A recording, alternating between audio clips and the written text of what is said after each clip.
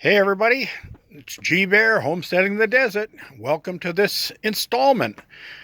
What we're looking at here, let me tell you, it's November 17th. And yes, I've got my bandwidth back. But what we're looking at here is my aloe vera plants. Now, all of these plants, including the big one on the top, that's the mommy. And all these others are her babies. They were all growing in one pot this size. They were all cramped in there. So today I separated them out, and I got 4 of the babies out here, and mom in her own big bucket now, so she can spread out and grow some more. So I'll end up selling these down the line. When I have a yard sale, I'll put these out there for sale, but I'll get them nice and healthy before I do that. So anyway, these are all been transplanted today, and this one over here has 2 in it. This one actually was eaten all the way down, right down to the soil level. And I brought it back just by keeping it in the same pot and watering it and protecting it and getting it over here where the crows couldn't get to it, or the ravens couldn't get to it. So, okay, let's move on down the line. And I've had some comments about using pine needles to lower the pH of soil. Well, yeah, I probably agree that just putting pine needles on your soil is not going to do much for your pH. But putting the pine needles in a bucket with the water, and that's what I have here, and letting that sit and turn into a tea, that does lower the pH of the water. So if you lower the pH of your water and then you use that water to water your soil, it stands to reason that you're going to lower the pH of the soil. Okay? So I'm actually going to do a water test for you probably in tomorrow or the next day's video. And I'll do it right here on this table. And I'm going to take water out of that barrel right there, which is the one I'm using to water plants in here, or one I have been using to water plants in here. And I get that water from Tusta Municipal. And I tested that water 2 or 3 times, and it's well over 8.0 on the pH scale. So it's very alkaline. Well, that's good for drinking and showering and stuff, but it's not really that good for plants. You've got to bring that pH down. So I will do a test of that, and then I'll do a test of this, which is the same water, came out of the same barrel, but it's been had pine needles soaking in it, and we'll see what the difference is. And I'll do that right here in front of you. I might also bring a couple of little vials of water out from the cabin, and I've got a filtered water system on my sink for drinking and coffee and things like that, and cooking. And then I've got just the water that is delivered to me that comes out of the tank, and I'd like to check the pH on those. I haven't done that yet, so I will do that. All right, I've watered all the plants today, gave them all a good soaking. It's a beautiful day. It was in the high 70s. Hardly any wind all day long, just beautiful. And I did get out here, and all of my seeds that I had in those sprout bags, and the ones I had on my front porch, that's the kale that I had there, I've got that in here. And I do have the gutter garden set up and actually has water in it. We're going to come down here and take the weight off and put it in here, and you can see that the float is all the way up to the top, and there is water down inside there. Let me get in closer so you can see it. Yeah, there is water down inside there, and the gutter is full, and all of the soil has been soaked. So the gutter garden is in operation. Now, I did plant in this one, that one, this one, that one, and this one. And this is radish here. Those are carrots back there. That's the Walla Walla onions there. This is the beets, and that's the kale. And you're wondering, Well, how do you know which ones are in which? How are you going to remember that? Well, I've got it handled. See right there? See right there? See back there? See right there? So I've got it handled. Little joke, just a little.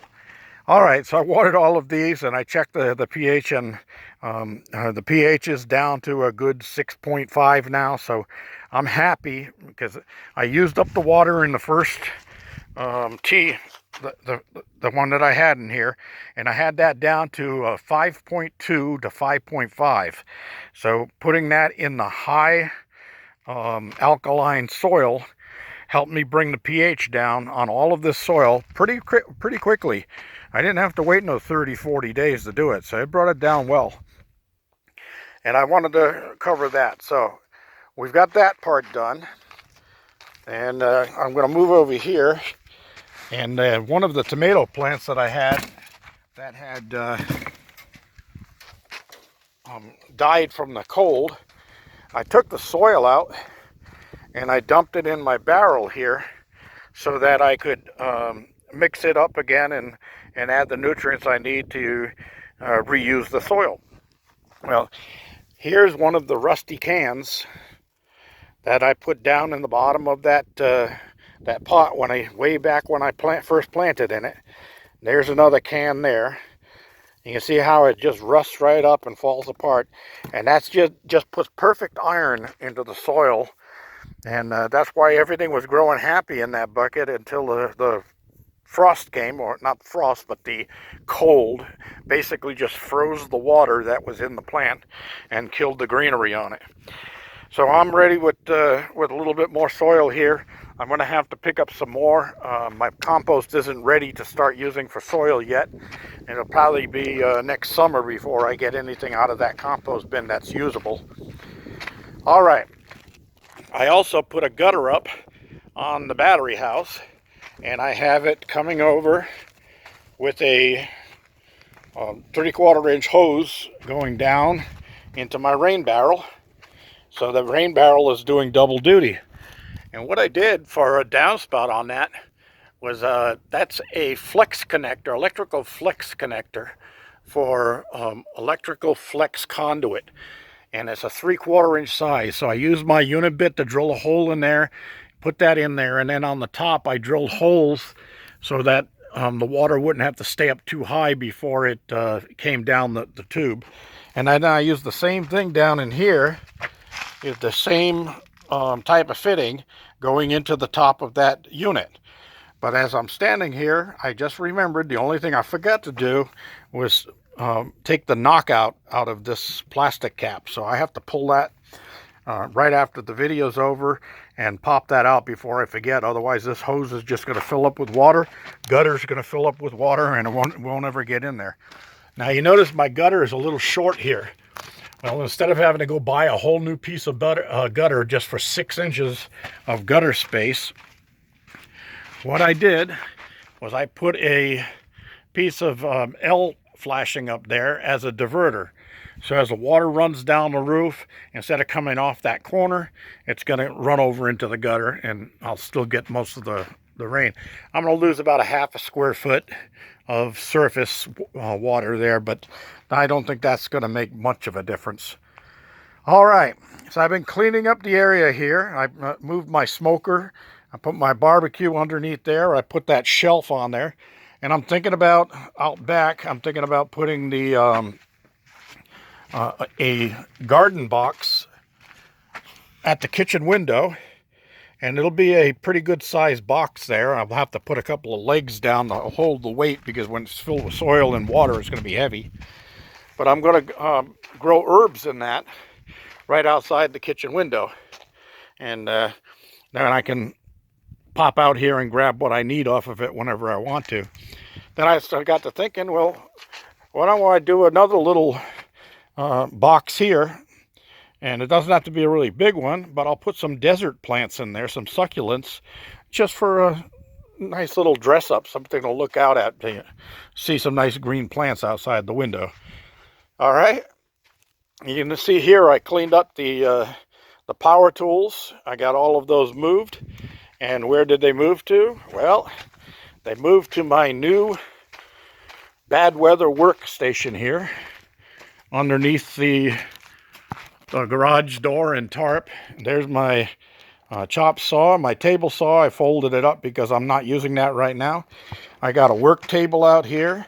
I've got another shelf there that I'm going to get some brackets for, and I was thinking about using some of these pieces of cut off plywood for making some brackets to hold the shelf up. And then I'm going to start cleaning up in here. I don't need any of that particle board. That came from an old waterbed, and I already used the planks off the waterbed for shelving inside of the container, and that stuff is no good. It falls apart real easy. So that'll go in the fire. Next time I have a little campfire with people sitting around outside, I'll bring that over and we'll burn it up. And then the ash will go into my compost. All right. We got everything covered so far. We're at 11 minutes in this video, so I guess I'm going to head back down to the cabin and get ready to post this. Oh, one other thing. I went over and I checked my water level in the big tank. You remember, it was 5 weeks ago is when I put the 2,500 gallons in there. Well, I'm down to 2,000 gallons. So I've used 500 gallons in as many weeks, 100 gallons a week. But to be safe, or to be perfectly straight with you, I was wasting water on purpose for those 5 weeks to see how much water, if I'm in a wasteful mood, how much of that water I would actually use up. Now that water is going down into, right now, into a big hole I've dug over by the garden house, and you can see all the dirt there. Well, I hit some really hard ground, so I need to soak the ground for maybe 3-4 days at a time, and then I can get in there and I can take 3 buckets out of the bottom, and I go down about 2 or 3 inches each time, and I still have to go down another 2 feet because I want at least a 300 gallon tank, underground tank there to catch gray water that can be reused for irrigation. And that no waste or solid waste of any kind, paper or anything like that, will ever go down that. That's just for gray water. So I've got a compost toilet inside, standing right beside my indoor toilet, which is for number 1 only. And the compost toilet I'll use whenever it's too inclement to make the walk out to the outhouse.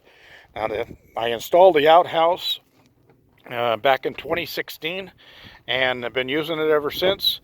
And what I do to break it down is, in the big hole that I dug, I put Ridex down there, which is a microbes that eat up the solid waste and the paper and keep it broken down. And I'm not even a quarter full in the bottom of that hole in 2 years. So that's just fine. I'm going to keep working that and using it as that. All right. That's all I have for you today. G-Bear is signing off. Remember, if you like my videos, give me a thumbs up down there. And share it with a friend, share it with an enemy, share it with your in-laws. Just send it around. I appreciate all your comments and questions, and we'll go on from there. And we've got a lot to do. The winter's here, but I'm not going to lay down and do nothing. I'm going to keep on moving. G-Bear signing off.